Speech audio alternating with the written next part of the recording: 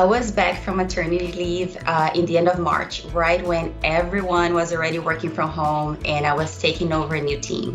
Getting back to speed, learning how to manage a new team, taking care of a baby who up to this day still wakes up once every night, and finding ways to hit quota amidst a pandemic was very challenging.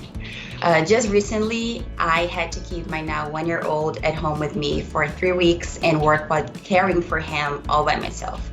My director was nothing but supportive and understanding of my situation, and so was my fantastic team. Daily calls with baby blabbering and sometimes crying in the background became a normal thing. Team meetings with a baby on my lap, trying to grab my hair and headset with sticky hands were also part of the routine. The challenges were and still are present, but I am very grateful to work for such an amazing company and be part of an amazing team.